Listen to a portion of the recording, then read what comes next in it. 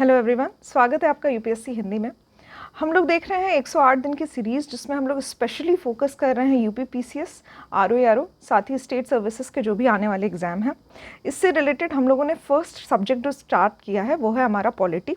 Polity में हम लोग अब तक पढ़ चुके हैं उपराष्ट्रपति तक। आज के लेक्चर में मैं आप लोगों को, लास्ट लेक्चर में भी मैंने आपको काउंसिल ऑफ मिनिस्टर्स के बारे में बताया था और साथ ही जो 2024 के चुने हुए कैबिनेट मिनिस्टर्स हैं इनकी जो सीक्वेंस है उसको मैंने आपको पढ़ाया था।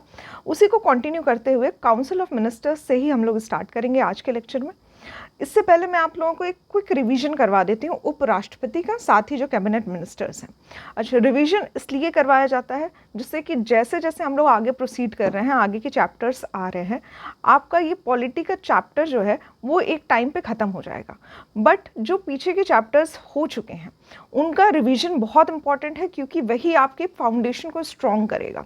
ठीक है, तो मतलब कंटिन्यूएशन में अगर आप आगे बढ़ते जा रहे हैं तो आपको पीछे जो भी चीज़ें पढ़ाई गई है उसको भूलना नहीं है, उसको साथ में लेके चलना है। हर एक पॉइंट, जैसे कि मैंने बार बार कहा है कि इस नोट्स में हर एक पॉइंट काफ़ी इंपॉर्टेंट है।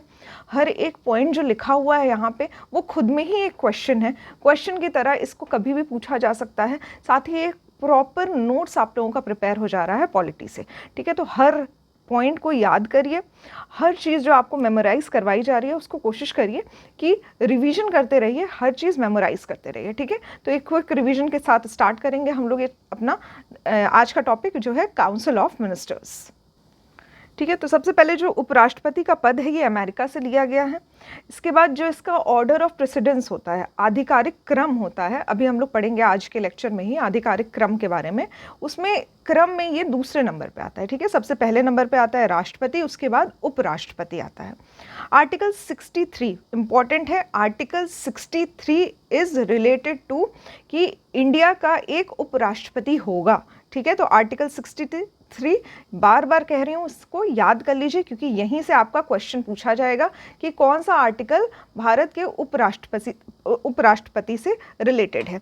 नेक्स्ट आर्टिकल आता है 64 जिसमें उपराष्ट्रपति राज्यसभा का पदेन सभापति होगा, एक्स ऑफिशियो चेयरमैन होगा राज्यसभा का, ऐसा आर्टिकल 64 में कहा गया है। ठीक है, आर्टिकल 65 ये कहता है कि यदि राष्ट्रपति का पद जो है वो खाली हो जाता है तो उपराष्ट्रपति उसकी ड्यूटी करेगा राष्ट्रपति की।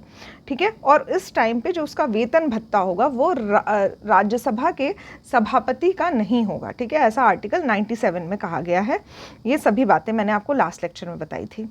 ठीक है, उसके बाद इसके इलेक्शन पद्धति के बारे में बताया गया है। तो यहाँ पे जो दोनों सदनों के जो निर्वाचित, इलेक्टेड और साथ ही नॉमिनेटेड मेंबर्स होते हैं वो सभी इलेक्शन में पार्ट लेते हैं। दोनों सदन के, लोकसभा राज्यसभा के इलेक्टेड और नॉमिनेटेड मेंबर्स दोनों ही पार्ट लेते हैं वाइस प्रेसिडेंट के इलेक्शन में। उसके बाद आर्टिकल 66 के तहत जो इलेक्शन होता है उपराष्ट्रपति का वो अनुपातिक प्रतिनिधित्व पद्धति के द्वारा, जिसको प्रोपोर्शनल रिप्रेजेंटेशन कहते हैं, और सिंगल ट्रांसफरेबल वोटिंग सिस्टम के द्वारा किया जाता है। ये दोनों ही टर्म, प्रोपोर्शनल रिप्रेजेंटेशन साथ ही सिंगल ट्रांसफरेबल वोटिंग सिस्टम क्या होता है, ये आपको प्रेसिडेंट के इलेक्शन से ही पढ़ाया जा रहा है। ठीक है, तो प्रेसिडेंट का इलेक्शन भी इसी प्रकार से होता है, वाइस प्रेसिडेंट का इलेक्शन भी इसी प्रकार से होता है, ये हम लोग देख चुके हैं। इसके बाद आता है आर्टिकल 66 का सब क्लॉज 3 जिसके तहत उपराष्ट्रपति की योग्यता बताई गई है। ठीक है, तो यहाँ पे ये सब क्लॉज 3 करके भी कभी कभी match the following type question आपसे पूछ लिए जाते हैं, तो जो इंपॉर्टेंट है उनको याद कर लीजिए। तो 66 में जो सब क्लॉज 1 है, ब्रैकेट 1 करके लिखा हुआ है, उसमें उपराष्ट्रपति के निर्वाचन से रिलेटेड जो प्रोसेस होगा वो दिया हुआ है, और 3 सब क्लॉज जो है ब्रैकेट करके 3 लिखा हुआ है, इसमें इसके योग्यता, एलिजिबिलिटी जो है, क्वालिफिकेशन जो है उस पोस्ट की, उसके बारे में दिया हुआ है। तो पहले तो इसको नागरिक होना चाहिए, इंडियन सिटीजन होना चाहिए, साथ ही 35 की वर्ष पूरी हो चुकी है और राज्यसभा के सदस्य होने का, निर्वाचित होने का एलिजिबिलिटी होना चाहिए। ठीक है, तो इसकी एलिजिबिलिटी राज्यसभा से रिलेटेड है। ठीक है, ये भी इंपॉर्टेंट हो जाता है यहाँ पे। फिर उसके बाद इसके वेतन के बारे में कुछ जानकारी दी हुई है। फिर यहाँ पे जो इसका वेतन होता है वो तय किया जाता है as a ex officio chairman of Rajya Sabha.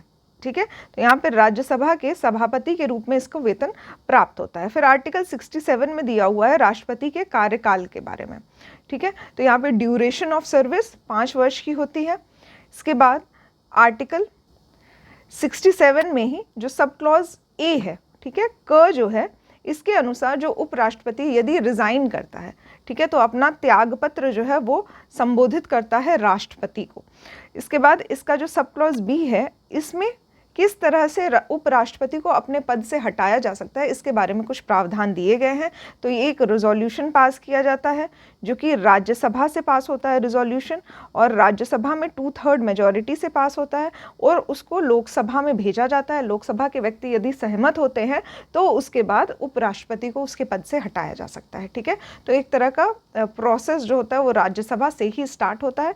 यहाँ पे किस तरह का प्रोसेस होता है ये भी हमने देख लिया था। इसके बाद आर्टिकल 69 में वर्णित प्रारूप में राष्ट्रपति या राष्ट्रपति के द्वारा इस निमित्त नियुक्त किसी व्यक्ति के समक्ष पद की शपथ लेता है, ठीक है। तो आर्टिकल 69 इसके शपथ से रिलेटेड है। स्वेरन सेरेमनी होती है उपराष्ट्रपति की, तो वो राष्ट्रपति के द्वारा ही उसको शपथ दिलाई जाती है। राष्ट्रपति यदि प्रेजेंट नहीं होता है तो राष्ट्रपति के द्वारा कोई व्यक्ति नियुक्त किया जाता है, ठीक है। फिर यहाँ पे कुछ उपराष्ट्रपति और उनके कार्यकाल के बारे में दिया हुआ है। सबसे पहले जो है डॉक्टर सर्वपल्ली राधाकृष्णन है, ठीक है। इनका कार्यकाल 10 वर्षों का है, 1952 से 1962।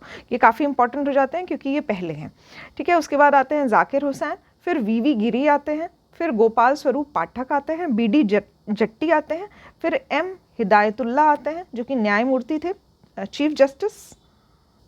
उसके बाद आते हैं आर वेंकटरमन, शंकर दयाल शर्मा, के आर नारायणन, डॉक्टर कृष्णकांत, भैरव सिंह शेखावत, फिर मोहम्मद हामिद अंसारी आते हैं, फिर एम वेंकैया नायडू आते हैं, और प्रेजेंटली जो हैं वो जगदीप धनखड़ हैं, ठीक है। जो 70वीं लोकसभा थी उसमें भी जगदीप धनखड़ ही हमारे वाइस प्रेसिडेंट का पद संभालते हैं, और इस वर्ष भी यहाँ पे मैं आपको रिकरेक्ट करूँगी, जो एम वेंकैया नायडू हैं ये 17वीं जो लोकसभा थी उसके राज्यसभा के स्पीकर थे, एक्स ऑफिशियो चेयरमैन थे, यानी कि हमारे उपराष्ट्रपति थे।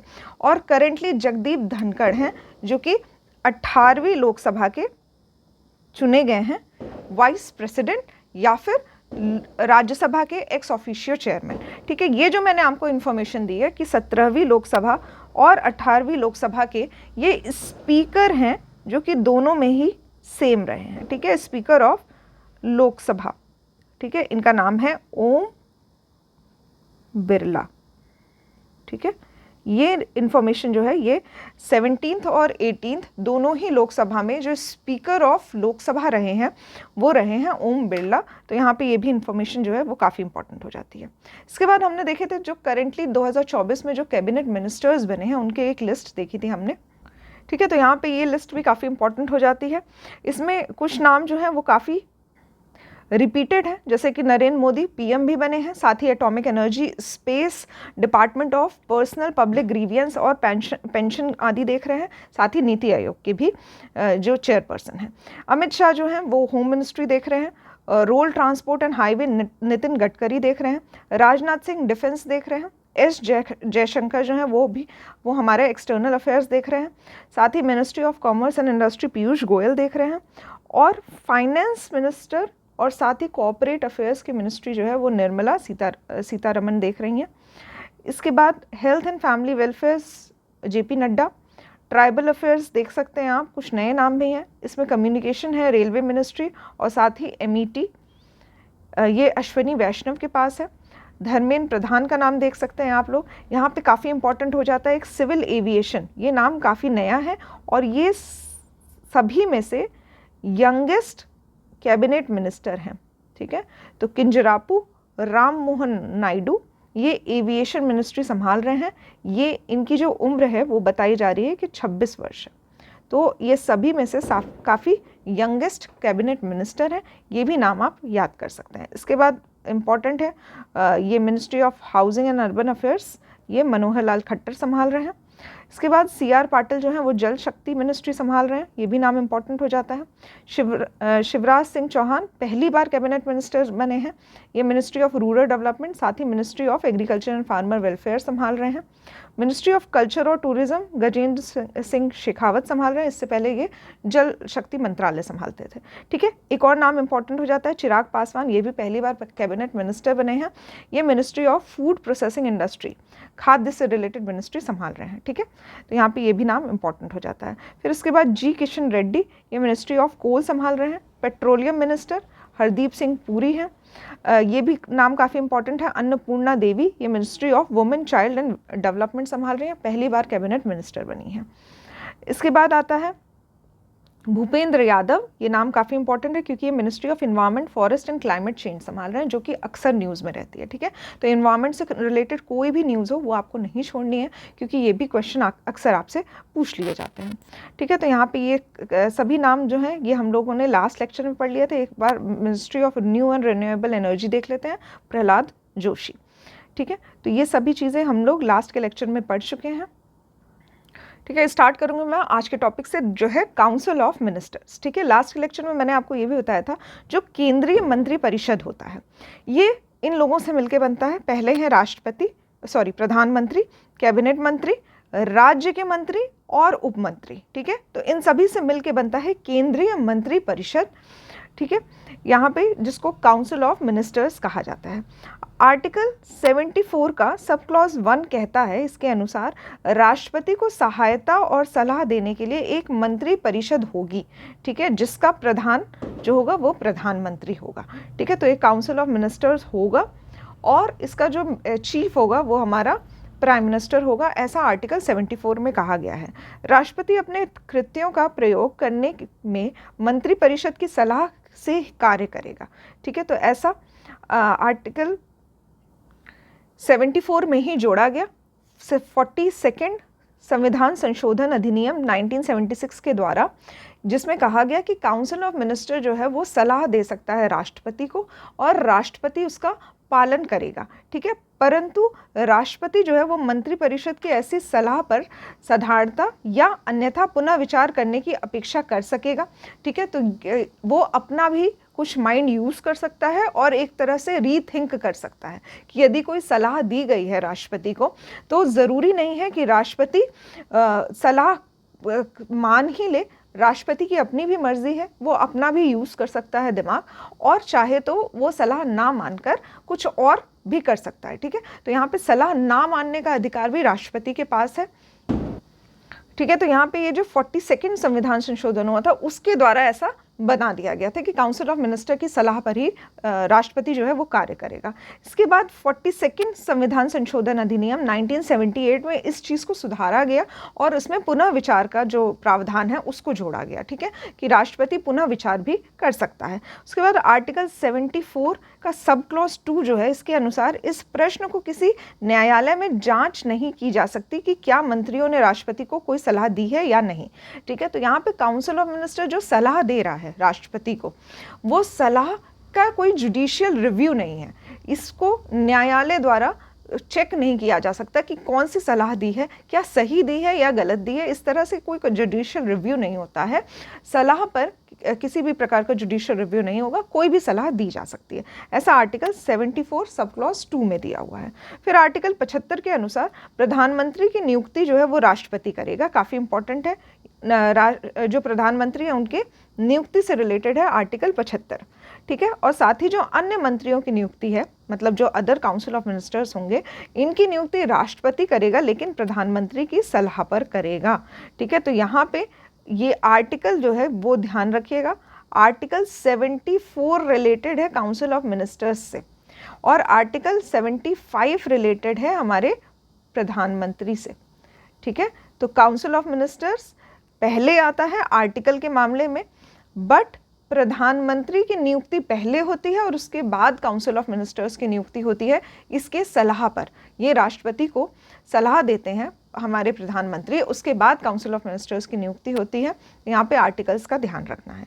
इसके बाद आर्टिकल 75(1) के क में ऐसा प्रावधान दिया गया है कि मंत्रिपरिषद में प्रधानमंत्री सहित मंत्रियों की कुल संख्या लोकसभा के सदस्यों की कुल संख्या का 15% से अधिक नहीं होगी। ठीक है, तो लोकसभा के जितने भी सदस्य होंगे, आमतौर पे यदि देखा जाए तो 530 मेंबर्स जो हैं, इसका 15% ही जो है वो कैबिनेट मिनिस्टर्स हो सकते हैं, काउंसिल ऑफ मिनिस्टर्स हो सकते हैं, ठीक है। इसके बाद ये आर्टिकल जो जोड़ा गया है, ये सब क्लॉज 75(1) का ए सब क्लॉज जो जोड़ा गया है, ये 91st कॉन्स्टिट्यूशनल अमेंडमेंट जो कि 2003 में आया था, इसके द्वारा ये प्रावधान जोड़ा गया है 15% का जो इसका लिमिट लगा दिया गया है, ठीक है। अगर ये लिमिट नहीं होता तो काउंसिल ऑफ मिनिस्टर्स और कैबिनेट मिनिस्टर्स को जितना ज़्यादा लोग रख सकते थे उतनी मिनिस्ट्री सौंप देते, ठीक है, पर ऐसा नहीं होता है। इसीलिए एक मंत्री को कभी कभी 2 प्रभार भी संभालने पड़ते हैं, 2 मिनिस्ट्री भी देखनी पड़ती है, क्योंकि हमारे पास जो लिमिट है वो एक लिमिट कर दिया गया है कि मतलब हमारे पास जो मेंबर्स हैं उनकी एक लिमिट कर दी गई है, 15% ही होने चाहिए जो टोटल लोकसभा के सदस्य हैं उनका, ठीक है। इसके बाद आता है आर्टिकल 75 का सब क्लॉज 2, जिसके अनुसार मंत्री राष्ट्रपति के प्रसाद पर्यंत अपना पद धारण करते हैं, ठीक है। तो यहाँ पे प्लेजर ऑफ प्रेसिडेंट तक ये अपना पद धारण कर सकते हैं, ठीक है। यहाँ पे इनके जो एक ड्यूरेशन होता है, ड्यूरेशन ऑफ वर्क, वो कहीं पे मेंशन नहीं है कि ये 5 वर्षों के लिए रहेंगे कैबिनेट मिनिस्टर्स, या 4 वर्षों के लिए रहेंगे, या 6 वर्षों के लिए रहेंगे, ऐसा कहीं पे भी मेंशन नहीं है। यदि लोकसभा में इनका बहुमत बना रहता है और प्रेसिडेंट के प्रसाद पर्यंत ये बने रह सकते हैं, ठीक है। तो यहाँ पे ड्यूरेशन का मेंशन नहीं किया गया है। यहाँ पे काफ़ी इंपॉर्टेंट हो जाता है आर्टिकल 75 का सब क्लॉज 3, इसके अनुसार मंत्रिपरिषद लोकसभा के प्रति सामूहिक रूप से उत्तरदायी होगा। ये डायरेक्ट क्वेश्चन पूछा जाता है और कई बार क्वेश्चन पूछ चुका है कि जो काउंसिल ऑफ मिनिस्टर्स हैं ये कलेक्टिवली रिस्पॉन्सिबल होते हैं टू लोकसभा, ठीक है, इसको याद कर लीजिए, कलेक्टिवली रिस्पॉन्सिबल टू लोकसभा, तो सामूहिक रूप से उत्तरदायी होते हैं लोकसभा के। संविधान में मंत्रिमंडल शब्द का प्रयोग केवल अनुच्छेद 352 के खंड 3 में किया गया है, ठीक है। यहाँ पे कुछ और बातें लिखी हुई हैं जो कि कुछ खास इंपॉर्टेंट नहीं है। उसके बाद आता है केंद्रीय कैबिनेट सचिवालय सीधे प्रधानमंत्री के अधीन होता है, ठीक है। तो जो सेंट्रल कैबिनेट सेक्रेटरीट होता है, केंद्रीय कैबिनेट सचिवालय, ये प्रधानमंत्री के अधीन होता है, प्रधानमंत्री इसका चीफ होता है। फिर इसका प्रशासनिक प्रमुख कैबिनेट सचिव होता है, ठीक है। तो यहाँ पे जो सेंट्रल कैबिनेट सेक्रेटरीट है, केंद्रीय कैबिनेट सचिवालय, इसका जो प्रमुख होता है वो कैबिनेट सचिव होता है, जो सिविल सर्विसेज बोर्ड के पदेन अध्यक्ष भी होता है, ठीक है। तो ex officio chairman of civil service board का एक्स ऑफिशियो चेयरमैन होता है। आर्टिकल 75(5) के अनुसार कोई मंत्री जो निरंतर 6 माह की किसी अवधि तक संसद के किसी सदन का सदस्य नहीं है, इस अवधि के समाप्ति पर मंत्री नहीं रहेगा, ठीक है। तो यदि कोई व्यक्ति मंत्री बनता है, कैबिनेट मिनिस्टर बनता है, तो उसके पास ऑप्शन होता है कि 6 माह के भीतर वो किसी भी जो लोकसभा या राज्यसभा है, कोई भी सदन जो है उसका मेंबर बन जाए, ठीक है। तो यदि वो 6 माह के अंदर किसी भी सदन का मेंबर नहीं बनता है तो उसको मंत्री पद छोड़ना पड़ता है, ठीक है। तो यहाँ पे या तो इलेक्शन के द्वारा या तो नॉमिनेशन के द्वारा उसको लोकसभा या राज्यसभा किसी भी सदन का मेंबर बनना अनिवार्य है 6 माह के भीतर, ठीक है। इसके बाद ये आर्टिकल 75 का सब क्लॉज 5 के अनुसार दिया गया है। इसके बाद प्रधानमंत्री जो अपना त्यागपत्र राष्ट्रपति को देता है, ठीक है। तो रिज़ाइन यदि करेगा हमारा प्रधानमंत्री तो वो अपना त्यागपत्र राष्ट्रपति को देगा। संघीय मंत्रिमंडल की जो बैठक होती है इसकी अध्यक्षता प्रधानमंत्री करता है, तो इसका जो चीफ होता है वो प्रधानमंत्री होता है और बैठक की अध्यक्षता भी प्रधानमंत्री करता है। आर्टिकल 78 के अनुसार प्रधानमंत्री राष्ट्रपति को ऐसी सूचना देगा जो संघीय प्रशासन या विधान के बारे में उसके द्वारा मांगी जाएगी, ठीक है। तो राष्ट्रपति चाहे तो कोई भी एक रिपोर्ट मांग सकता है कि कैबिनेट मिनिस्टर्स के द्वारा कौन सा कार्य किया गया है, तो इस तरह की जो रिपोर्ट होगी ये प्रधानमंत्री राष्ट्रपति को देगा, ठीक है। तो administration of affairs of union and proposal for legislature, इस तरह की बातें जो है ये आर्टिकल 78 में कही गई है। इसके साथ ही जो प्रधानमंत्री को हटाने का प्रावधान है, वह प्रधानमंत्री जो है वो या तो रिज़ाइन कर दे और अपना त्यागपत्र राष्ट्रपति को दे दे, या फिर जो उसका बहुमत है लोकसभा में वो कम हो जाए, ठीक है। तो यहाँ पे नो कॉन्फिडेंस मोशन लाया जाता है प्रधानमंत्री को हटाने के लिए, ऐसा प्रस्ताव लाया जाता है कि उनकी जो सरकार होती है वो गिर जाती है, ठीक है। तो यहाँ पे जो सरकार गिरती है वो जो बहुमत जो है वो ख़त्म हो जाता है, मतलब कि यदि कोई गठबंधन की सरकार बनी है, ठीक है, तो एक व्यक्ति जो है, जैसे अभी करेंटली जो बात की जाए तो यहाँ पे बीजेपी, इसके साथ साथ और भी कुछ पार्टियां हैं, जैसे जो जनता दल है, जेडीयू, जो कि नीतीश कुमार के द्वारा किया जाता है संबोधित। इसके बाद शिवसेना, जो शिवसेना का 2 पार्ट हो गया, उनमें से एक पार्ट जो है वो बीजेपी के साथ मिल गया है। तो ये सभी जो है ये गठबंधन की सरकार है, कोलिजन गवर्नमेंट है, ठीक है। तो यहाँ पे जो अदर मिनिस्ट्रीज़ हैं, यदि ये बीजेपी का साथ छोड़ देती हैं तो जितनी भी सीटें मिली हैं बीजेपी को, 240 सीटें मिली हैं 18वीं लोकसभा में, और इसके बाद अन्य लोगों के साथ मिलके इन्होंने गठबंधन की सरकार बनाई है, ठीक है। तो यहाँ पे जो कांग्रेस की मिनिस्ट्री है, जिन्होंने अपना गठबंधन बनाया है इंडिया नाम से, ठीक है। तो यहाँ पे कांग्रेस को 99 सीटें मिली है। इस तरह से 2 सरकारें बनी हैं, एक विपक्ष की सरकार है और एक जो है रूलिंग पार्टी है। तो यहाँ पे ये रूलिंग पार्टी बन के आई है। तो यदि ये लोग सब जो सपोर्ट कर रहे हैं बीजेपी को, और एनडीए का कोलिजन सरकार बना है, ठीक है, एनडीए का कोलिजन सरकार बना है, नेशनल डेमोक्रेटिक अलायंस, एनडीए, ठीक है। तो एनडीए की जो सरकार बनी है रूलिंग पार्टी, और इसकी जो अपोजिशन में पार्टी है वो है इंडिया, ठीक है। तो यहाँ पे यदि ये सभी लोग इसका सपोर्ट हटा लेते हैं तो बीजेपी जो है वो बहुमत में नहीं रहेगी। ऐसा एक केस मैं आपको बता रही हूँ, ठीक है। तो अगर ऐसा कोई केस होता है कि ये जो सभी पार्टी हैं ये मिल जाती हैं दूसरे विपक्षी पार्टी से, तो यहाँ पे बीजेपी जो है वो बहुमत में नहीं रह पाएगी, या फिर कोई और पार्टी जो बहुमत में थी और बाकी सभी कोलिजन गवर्नमेंट में बाकी सभी पार्टी जो है वो उसका साथ छोड़ देती हैं और दूसरी पार्टी के साथ मिल जाती हैं, तो दूसरी पार्टी जो होती है वो ज़्यादा स्ट्रॉन्ग हो जाती है और पहली पार्टी जो थी वो बहुमत में नहीं रहती है। तो यानी कि उसकी सरकार गिर जाती है और प्रधानमंत्री जो है वो हट जाता है, और जो भी सरकार जो होती है लोकसभा में बहुमत में होती है उसकी सरकार बनती है और उसका कोई प्रधानमंत्री जो होता है उसका नियुक्ति किया जाता है, ठीक है, राष्ट्रपति के द्वारा। तो इस तरह से ये प्रधानमंत्री के बारे में हमने पढ़ लिया। इससे रिलेटेड जो प्रावधान है वो हमने देख लिए, इलेक्शन संबंधित चीज़ें भी हमने देख ली है ये सारी, और साथ ही काउंसिल ऑफ मिनिस्टर्स के बारे में देख लिया है। एक और चीज़ काफ़ी इंपॉर्टेंट है, यहाँ पे हम लोगों को सीक्वेंस देखना है, प्रधानमंत्री का जो सीक्वेंस है वो भी काफ़ी इंपॉर्टेंट होता है, ठीक है। तो यहाँ पे प्राइम मिनिस्टर्स ऑफ इंडिया देखते हैं। सबसे पहले जो प्राइम मिनिस्टर थे वो थे जवाहरलाल नेहरू, जो कि आज़ादी के बाद 1947 से 1964 तक हमारे प्रधानमंत्री बने थे। उसके बाद आते हैं गुलज़ारी लाल नंदा, जो कि 1964 में, मतलब एक तरह से ये एक्टिंग प्राइम मिनिस्टर की भूमिका इनकी रही है। 64 में ये कुछ महीनों के लिए बने थे, उसके बाद 66 में कुछ महीनों के लिए बने थे। 2 बार इन्होंने प्रधानमंत्री का कार्यभार संभाला है। इसके बाद आते हैं लाल बहादुर शास्त्री, जो कि 1964 में बने थे, उसके बाद 1966 में इनकी मृत्यु हो जाती है। लाल बहादुर शास्त्री, ये नाम काफ़ी इंपॉर्टेंट हो जाता है।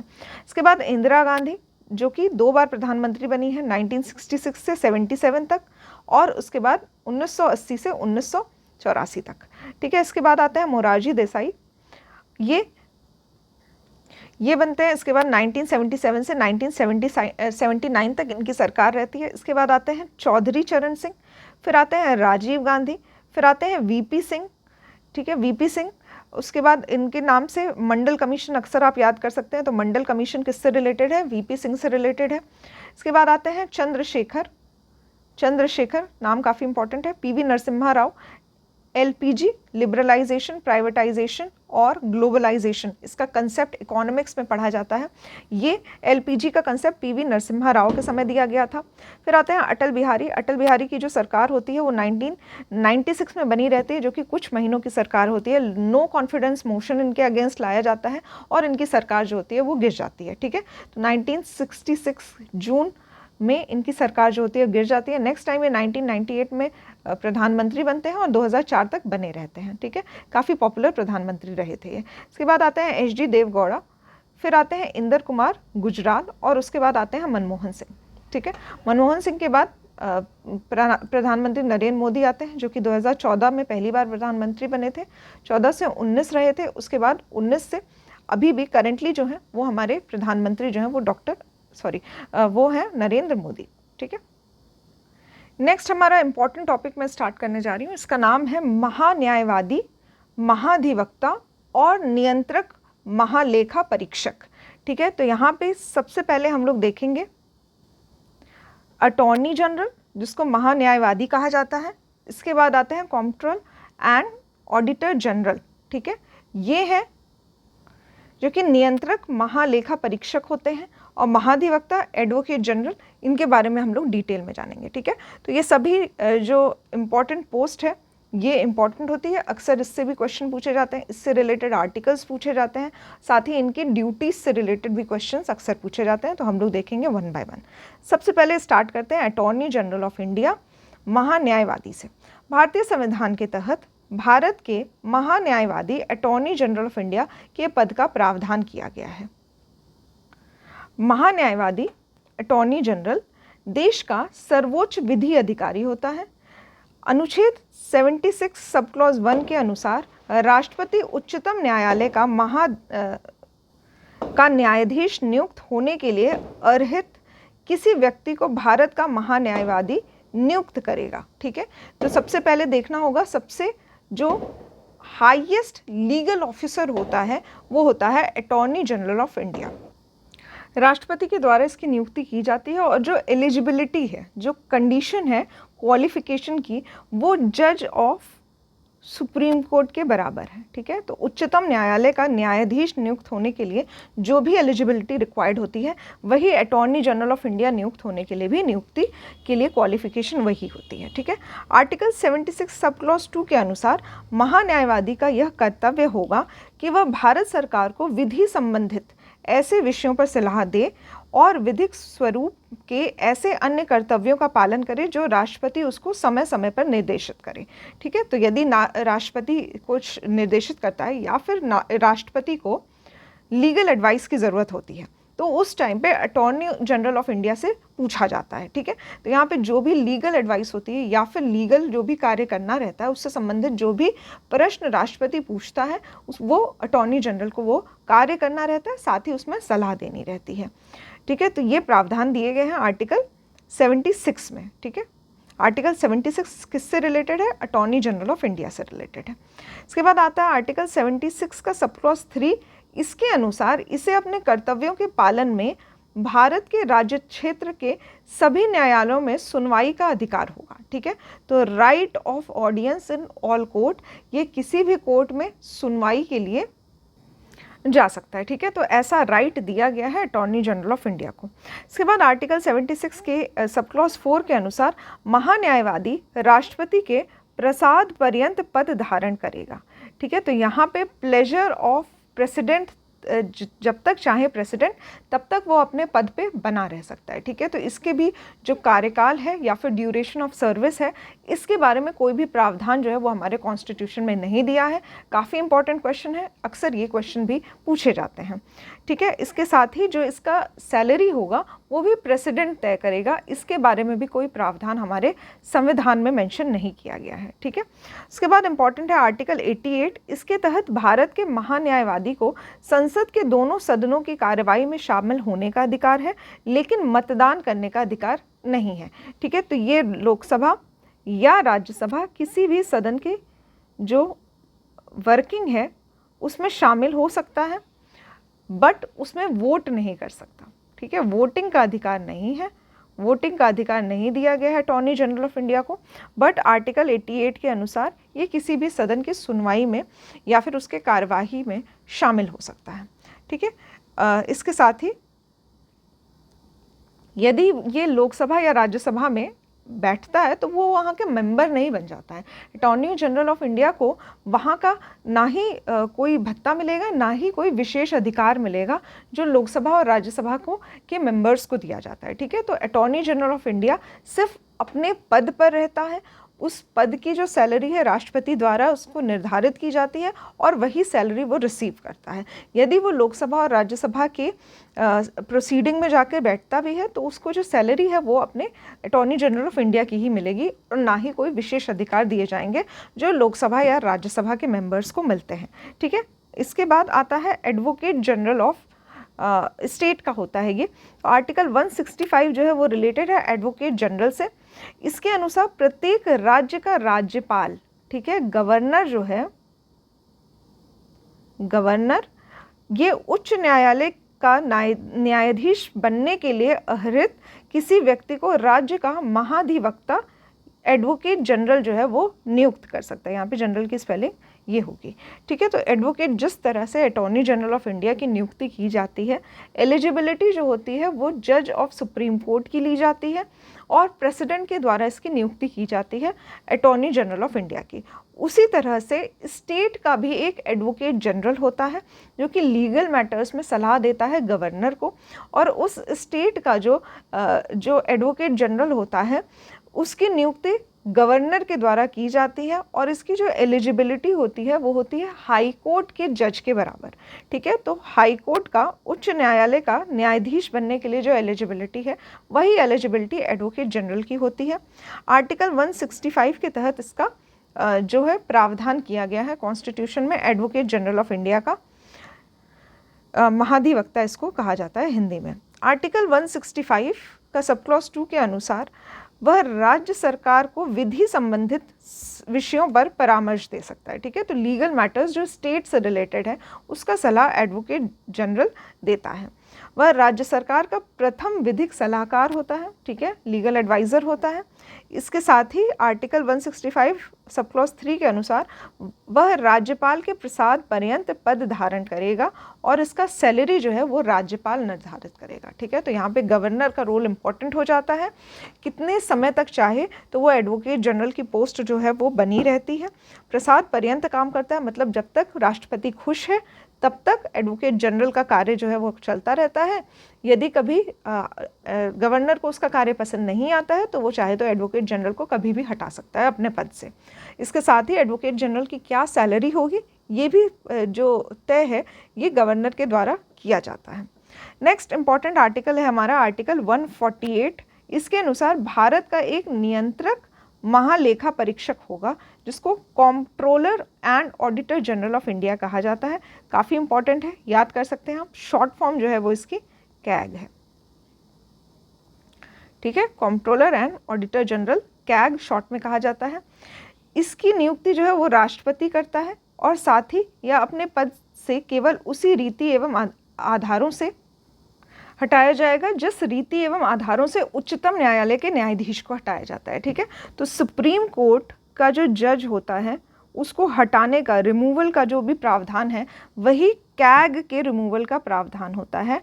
ध्यान दीजिएगा, ये प्रसाद पर्यंत कार्य नहीं करता है। राष्ट्रपति जो होता है उसके प्लेजर पे काम नहीं करता है, उसकी प्रसाद पर्यंत कार्य नहीं करता है। इसके रोल जो होता है वो इंडिविजुअल होता है।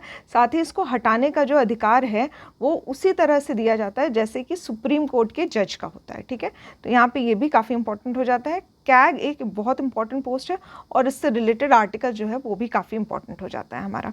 इसके बाद आता है संसद के दोनों सदनों द्वारा, मतलब इसको हटाने का जो प्रोसेस है वो एक तरह का इम्पीचमेंट ही होता है। जिस तरह से राष्ट्रपति का होता है उसी तरह से इसका भी हटाने का प्रावधान है। देखते हैं हम लोग किस तरह से रिमूवल प्रोसेस होता है। तो संसद के दोनों सदनों द्वारा विशेष बहुमत के साथ उसके सिद्ध कदाचार, ठीक है, जिसे मिसबिहेवियर कहते हैं, साथ ही असमर्थता का प्रस्ताव जो है वो पारित कर इसे पद से हटाया जा सकता है, ठीक है। तो दो रीज़न है इसको हटाने का, पहला सिद्ध कदाचार और साथ ही असमर्थता, ठीक है। तो मिसबिहेवियर एंड इनकैपेसिटी, ये भी क्वेश्चन अक्सर डायरेक्ट पूछा जाता है कि कौन से दो रीज़न हैं जिसकी वजह से हटाया जा सकता है किसी व्यक्ति को जो कि कैग के पद पे हो, ठीक है।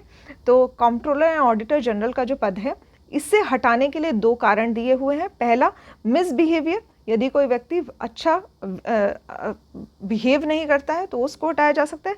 साथ ही वो पद पे जो भी ड्यूटी या कार्य उसको दिए गए हैं वो कार्य करने में असमर्थ रहता है, तो इनकेपेबल है, उस बेसिस पे भी इसको हटाया जा सकता है, ठीक है। तो दो रीज़न है, दोनों आपको याद होने चाहिए। इसके बाद आता है आर्टिकल 148 सब क्लॉज 4। इसके अनुसार जो कैग है वो अपने पद पर न रह जाने के पश्चात भारत सरकार या किसी राज्य सरकार के अधीन किसी और पद का पात्र नहीं होगा, ठीक है। तो यदि कोई व्यक्ति कैग नियुक्त हो जाता है एक बार तो वो किसी भी और अन्य जॉब नहीं कर सकता आगे, ठीक है। तो फर्दर वो एलिजिबल नहीं होता है किसी भी पद के लिए, ठीक है। तो यहाँ पे ये भी काफ़ी इंपॉर्टेंट हो जाता है। इसका जो कार्यकाल है ये 6 वर्षों का होता है, काफ़ी इंपॉर्टेंट है। ये प्रसाद पर्यंत कार्य नहीं करता है, ये पॉइंट काफ़ी इंपॉर्टेंट हो जाता है। कैग जो है वो 6 वर्ष का उसका कार्यकाल होता है और साथ ही 65 वर्षों तक मतलब यदि कोई व्यक्ति 65 वर्ष से कम है तो वो 6 वर्ष तक रह सकता है, और जो भी पहले हो जाए, यदि वो 65 वर्ष का पहले हो गया, 6 वर्ष का कार्यकाल नहीं पूरा हुआ है, तब भी वो अपने पद से हट जाएगा, ठीक है। तो जो भी पहले हो इस आयु तक वो इस पद पर बना रहता है। नेक्स्ट इंपॉर्टेंट है कि इसको लोक लेखा समिति का आँख व कान कहा जाता है, ठीक है। तो पब्लिक अकाउंट्स कमेटी जो है वो इसी के अंडर में काम करती है। इसके बाद आर्टिकल 149, इसमें भारत के नियंत्रक महालेखा परीक्षक के कर्तव्य और शक्तियों के को निर्धारित करता है आर्टिकल 149, ठीक है। आर्टिकल 149 रिलेटेड है ड्यूटी और साथ ही जो पावर्स दी जाती है कैग को, उससे रिलेटेड है। इसके बाद आता है आर्टिकल 151, इसका सब क्लॉज 1, ठीक है। इसके अनुसार भारत का जो कैग है ये संघ के लेखाओं संबंधित प्रतिवेदनों को राष्ट्रपति के समक्ष प्रस्तुत करता है, साथ ही संसद के प्रत्येक सदन के समक्ष भी रखवाता है, ठीक है। तो यहाँ पे जो भी रिपोर्ट दी जाती है, जो भी रिपोर्ट होती है, फाइनेंस से रिलेटेड जो भी रिपोर्ट होती है, कितना खर्चा किया गया, कितना एक्सपेंडिचर हुआ, कौन से फंड से कितने पैसे निकाले गए, ये सभी जो रिपोर्ट है वो प्रिपेयर की जाती है कैग के द्वारा और ये राष्ट्रपति को भेजी जाती है। इसके साथ ही दोनों सदनों के समक्ष भी इसको रखा जाता है आर्टिकल 151 के तहत।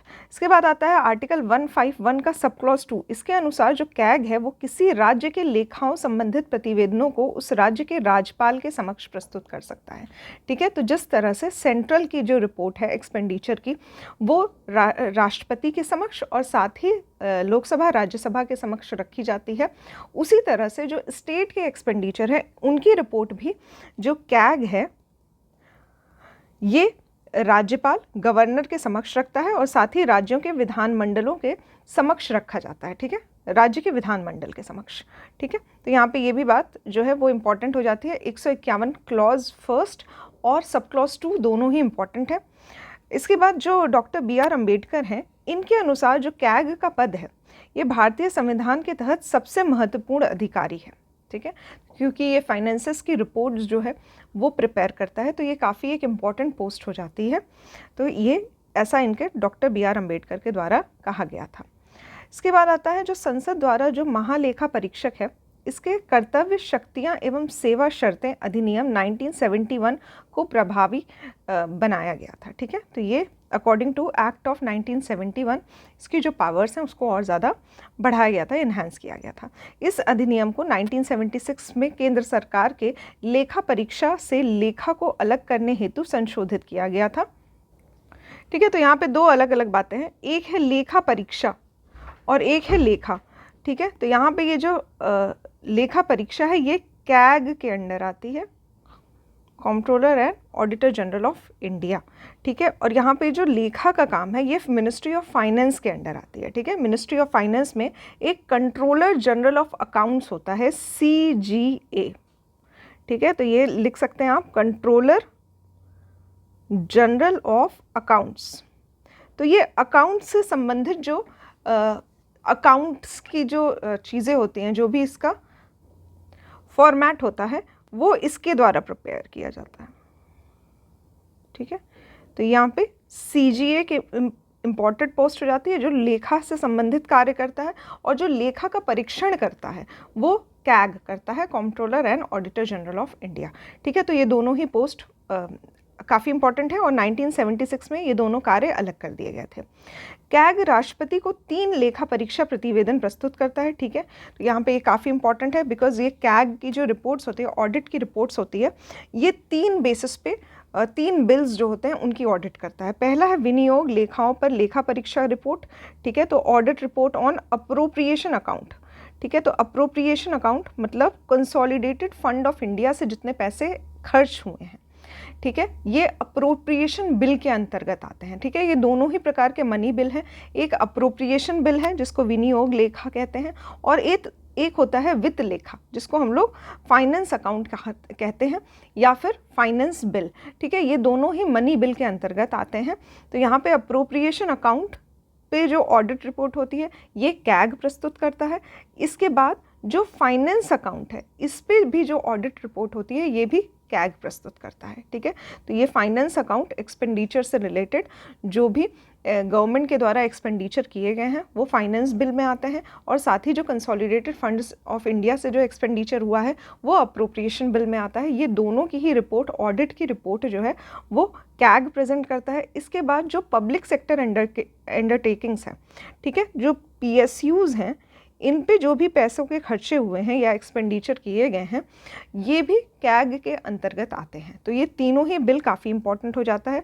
वित्त लेखाओं पर लेखा परीक्षा रिपोर्ट, विनियोग लेखाओं पर लेखा परीक्षा रिपोर्ट, और साथ ही सरकारी उपक्रमों पर लेखा परीक्षा रिपोर्ट जो है ये कैग के द्वारा प्रस्तुत की जाती है, ठीक है। तो जो ये रिपोर्ट्स हैं ये सभी राष्ट्रपति को दी जाएगी, और राष्ट्रपति जो है वो इसको सदन के, मतलब जो दोनों सदन हैं इनके सभापटल पर रखवाता है, और वहाँ पे एक चर्चा होती है, ठीक है, इससे संबंधित। तो यहाँ पे कैग की सभी ड्यूटीज़, पावर्स, ये सब हमने डिस्कस किया। इसके बाद ऑडिटर, अटॉर्नी जनरल, साथ ही एडवोकेट जनरल, ठीक है, एडवोकेट जनरल, इसके बारे में हमने पढ़ लिया अब तक। नेक्स्ट टॉपिक जो हम लोग स्टार्ट करेंगे आज के ही लेक्चर में वो है वरीयता अनुक्रम, ऑर्डर ऑफ प्रेसिडेंस, ठीक है। तो यहाँ पे हमने देखे कई सारी चीज़ें, जैसे कि राष्ट्रपति, प्रधानमंत्री, वाइस प्रेसिडेंट, फिर उसके बाद council of minister, cabinet minister, और कैग, अटॉर्नी जनरल, फिर एडवोकेट जनरल, गवर्नर, ये सभी चीज़ें हमने देखी। और हर पोस्ट की अपनी एक इम्पॉर्टेंस है, हर पोस्ट का अपना कुछ पावर है, ठीक है। सबसे पहली बात कि राष्ट्रपति को फर्स्ट मेंबर कहा जाता है, फर्स्ट सिटीजन ऑफ इंडिया कहा जाता है। इसी तरह से इसके बाद क्रम में आते हैं उपराष्ट्रपति। तो ये जो एक क्रम बनाया गया है ये ऑर्डर ऑफ प्रेसिडेंस कहा जाता है, ठीक है। तो यहाँ पे वरीयता अनुक्रम के बारे में हम लोग पढ़ेंगे।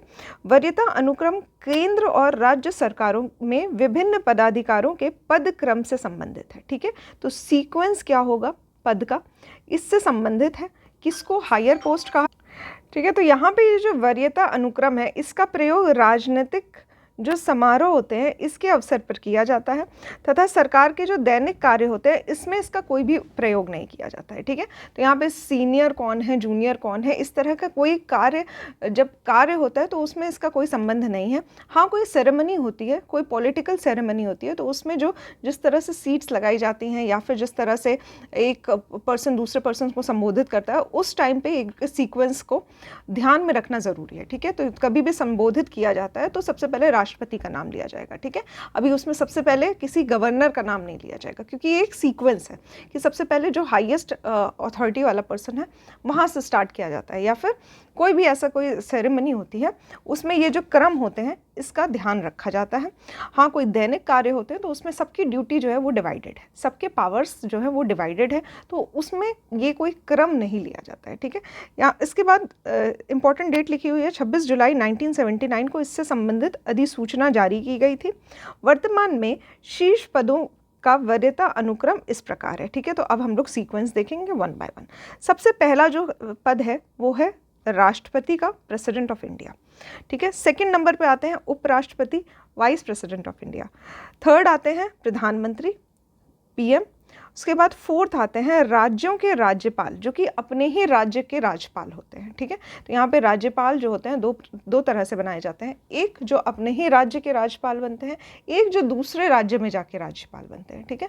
तो जो अपने राज्य पे राज्यपाल होते हैं, ठीक है, तो जो गवर्नर अपने ही स्टेट के होते हैं वो फोर्थ नंबर पे आते हैं, ठीक है। देन आते हैं जो फॉर्मर प्रेसिडेंट रह चुके हैं, ठीक है, तो जो भी पहले राष्ट्रपति रह चुके हैं वो फिफ्थ नंबर पे आते हैं। इसके बाद इसी का फिफ्थ A होता है उप प्रधानमंत्री, डेप्यूटी प्राइम मिनिस्टर। फिर सिक्स्थ नंबर पे आता है भारत के मुख्य न्यायाधीश और साथ ही लोकसभा अध्यक्ष, ठीक है। तो चीफ जस्टिस ऑफ इंडिया और स्पीकर लोकसभा का स्पीकर, ठीक है। ना अभी इससे क्वेश्चन किस तरह से पूछा जाता है, तो क्वेश्चन आपसे डायरेक्टली सीक्वेंस के बारे में पूछ लेगा, एक क्रम लिख देगा कौन से इसमें हाई ऑर्डर प्रेसिडेंस पे आता है, इस तरह के क्वेश्चन पूछे जा सकते हैं। या फिर ऑलरेडी ऑर्डर करके दिया होगा जिसमें आपसे पूछेगा कौन सा गलत ऑप्शन है। ठीक है, तो इस तरह से ये जो ऑर्डर है ये आपको याद होने चाहिए, सीक्वेंस आपको ज़रूर से याद होने चाहिए। इसमें कुछ सीक्वेंस जो होते हैं वो ऑलरेडी आप लोगों को याद है, जैसे प्रेसिडेंट पहले नंबर पे आएगा, उसके बाद उपराष्ट्रपति वाइस प्रेसिडेंट दूसरा नंबर पे आएगा, फिर प्राइम मिनिस्टर आएगा। अब ये जो फर्स्ट 3 है याद हो गया आपको। फोर्थ पे आते हैं वो गवर्नर जो कि अपने ही राज्य के गवर्नर हैं, ठीक है, वो 4th नंबर पे आते हैं। फिर 5th में आते हैं जो पहले प्रेसिडेंट रह चुके हैं, वो 5वें नंबर पे आते हैं। इसी का एक सब पार्ट है जो कि उप प्रधानमंत्री डेप्यूटी प्राइम मिनिस्टर को दिया गया है। 6 नंबर पे आते हैं चीफ जस्टिस ऑफ इंडिया और speaker of Lok Sabha. 7th number पे आते हैं जो भी कैबिनेट मिनिस्टर्स होते हैं, साथ ही जो राज्यों के मुख्यमंत्री होते हैं, चीफ मिनिस्टर, स्टेट के जो चीफ मिनिस्टर होते हैं उनको भी लिया जाता है। और साथ ही इसका एक सब क्लॉज क जोड़ा गया है, 7 का ए पार्ट जो है वो भारत रत्न से सम्मानित जो व्यक्ति होते हैं उनका भी क्रम लिया जाता है इसमें 7वें नंबर पे। उसके बाद 8वें नंबर पे आते हैं जो भी एम्बेसडर्स हैं, ठीक है, तो भारत स्थित विदेशों के असाधारण तथा पूर्वाधिकारी राजदूत तथा राष्ट्रमंडल देशों के उच्चायुक्त, ठीक है, राज्यों के राज्यपाल, जो स्टेट के गवर्नर हैं जो कि अपने राज्य से बाहर कहीं गवर्नर बनते हैं, उनको 8th नंबर पे रखा गया है। और साथ ही जो अपने राज्य से बाहर जो चीफ मिनिस्टर बनते हैं उनको भी 8th नंबर पे रखा गया है, ठीक है, तो ये भी इंपॉर्टेंट हो जाता है। इसके बाद नेक्स्ट आता है सर्वोच्च न्यायालय के न्यायाधीश, तो यहाँ पे जज of supreme court 9th number पे हैं। और 9th का ए पार्ट जो है वो यूपीएससी का चेयरमैन, साथ ही कैग और चीफ इलेक्शन कमिश्नर सीईसी, ठीक है, ये 9th ए में आते हैं, ठीक है, इंपॉर्टेंट है ये भी 9th ए। 10th नंबर पे आता है डेप्यूटी चेयरमैन ऑफ राज्यसभा, तो राज्यसभा का उप सभापति, लोकसभा का उपाध्यक्ष, डेप्यूटी स्पीकर ऑफ लोकसभा, और साथ ही मेंबर्स ऑफ नीति आयोग, राज्यों के उप मुख्यमंत्री, केंद्रों के राज्य मंत्री, ये सभी जो हैं ये 10वें नंबर पे आते हैं। इसके बाद आता है 11th नंबर पे भारत के महान्यायवादी, ठीक है, अटॉर्नी जनरल ऑफ इंडिया। उसके बाद आता है कैबिनेट सचिव, कैबिनेट सेक्रेटरी, और जो उप राज्यपाल हैं जो कि यूनियन टेरिटरी के उप राज्यपाल होते हैं जिसको लेफ्टिनेंट गवर्नर कहा जाता है, ये 11वें नंबर पे आते हैं। उसके बाद लास्ट आता है जनरल अथवा उसके समान रैंक वाले सेनाध्यक्ष, ठीक है, तो चीफ ऑफ जो आर्मी होता है या फिर नेवल स्टाफ होता है, ये सभी जो है वो 12th नंबर पे आते हैं, ठीक है। ये है ऑर्डर ऑफ प्रेसिडेंस, ये आपको याद होने चाहिए, एटलीस्ट ये आप 2-3 बार इसको रिवाइज कर लीजिए। तो एक सीक्वेंस जो है स्टार्टिंग के 1, 2, 3 तो आपको याद है, उसके बाद जो ऑर्डर आता है वो आपको याद होना चाहिए, ठीक है। तो ऑर्डर में पूछ सकता है कि यदि कैग दिया हुआ है, अटॉर्नी जनरल ऑफ इंडिया दिया हुआ है, या फिर स्टेट के जो सीएम है वो दिया हुआ है, और साथ ही गवर्नर दिया हुआ है, ठीक है। तो यहाँ पे आपको ऑर्डर में लगाना है इसको, तो किस तरह से ऑर्डर ऑफ प्रेसिडेंस में लगाएंगे, ये सारी बातें आपको पता होनी चाहिए, सीक्वेंस आपको पता होना चाहिए। यहाँ पे कुछ कंफ्यूज करती हैं कुछ चीज़ें और वही क्वेश्चन अक्सर पूछे जाते हैं, ठीक है। तो यहाँ पे कंफ्यूज नहीं होना है, हमें ये पता होना चाहिए कि सीक्वेंस क्या है, ठीक है। इसको 1-2 बार पढ़ेंगे तो एटलीस्ट आपको एक सीक्वेंस का अनुमान लग जाएगा, ठीक है। तो अगर आपको बस एक क्रम का एक काइंड ऑफ हिंट आपको मिल जाता है तो भी आप सीक्वेंस में लगा सकते हैं। नेक्स्ट लेक्चर में हम लोग स्टार्ट करेंगे पार्लियामेंट से, तो संसद का पार्ट फर्स्ट हम लोग लोकसभा के बारे में पढ़ेंगे, इसके बाद राज्यसभा के बारे में पढ़ेंगे, और उसके बाद हम लोग पार्लियामेंट से रिलेटेड जो भी इन्फॉर्मेशन है, जो भी एग्जाम्स में पूछी जाती है इन्फॉर्मेशन, वो सभी हम लोग देखेंगे अगले लेक्चर में, ठीक है। तो यहाँ पे लेक्चर मैं एंड करूँगी 3 क्वेश्चन से। इन तीनों क्वेश्चंस का आंसर आपको कमेंट बॉक्स में देना है। याद रखिएगा कि जो भी टॉपिक्स आपको पढ़ाए जा रहे हैं वो आपको डेली रिवाइज करना है, ठीक है। रिवीजन ही हमेशा जो होती है वो आपकी प्रिपरेशन को स्ट्रॉन्ग करेगी, और यही जो रिवीजन ही है यही आपको बार बार स्ट्रॉन्ग करता रहेगा प्रिपरेशन, ठीक है। तो आपका पहला क्वेश्चन है आर्टिकल 88 किससे रिलेटेड है, ठीक है। ये आर्टिकल मैंने अभी आपको पढ़ाया है, पता होना चाहिए इसको आपको। तो ये है आर्टिकल 88। दूसरा आर्टिकल है जो कैबिनेट मिनिस्टर्स हैं इनकी संख्या 15% हो सकती है, लोकसभा में जितनी टोटल नंबर ऑफ सीट्स हैं इसके, ये प्रावधान किस कॉन्स्टिट्यूशनल एक्ट के द्वारा लाया गया है, कौन से ईयर में लाया गया है, ये आपको बताना है कि 15% जो लिमिट रखी गई है ये किस संविधान संशोधन के द्वारा रखी गई है। ठीक है, तो ये आपका सेकंड क्वेश्चन होता है। थर्ड क्वेश्चन है आपका, ठीक है, लास्ट क्वेश्चन में बहुत इजी पूछ रहे हैं आपसे। यहाँ पे एडवोकेट जनरल का आर्टिकल बताना है आपको, किस आर्टिकल में इसके पोस्ट का वर्णन किया गया है। साथ ही अटॉर्नी जनरल भी बता दीजिए, अटॉर्नी जनरल ऑफ इंडिया और कैग। ठीक है, इससे रिलेटेड जो सभी आर्टिकल हैं वो आपको बताना है कमेंट बॉक्स में। ठीक है, आज के लेक्चर में बस इतना ही। इसके बाद हम लोग स्टार्ट करेंगे लोकसभा संसद का पार्ट 1 लोकसभा। ठीक है, thank you for watching the lecture. जो भी आपके सुझाव हैं वो आप लोग कमेंट बॉक्स में लिख सकते हैं। अगर लेक्चर पसंद आया हो तो लाइक कर सकते हैं, साथ ही कमेंट बॉक्स में अपने जो भी राय आपको देनी हो वो लिख सकते हैं। लेक्चर पसंद आया हो तो वो भी लिख सकते हैं, और क्वेश्चंस के आंसर तो आपको लिखने ही है। साथ ही PDF चाहिए तो आप टेलीग्राम चैनल ज्वाइन कर सकते हैं। टेलीग्राम चैनल जो है वो है, ठीक है, ये है आपका यहाँ पे टेलीग्राम चैनल है, यहाँ पे UPSC हिंदी होगा। ठीक है, तो यहाँ पे C मिसिंग है, UPSC हिंदी 4 CS। ठीक है, ये टेलीग्राम चैनल ज्वाइन कर लीजिए, इसमें आपको PDF जो है वो मिल जाएगा। ठीक है, आज के लेक्चर में बस इतना ही। Thank you for watching the lecture.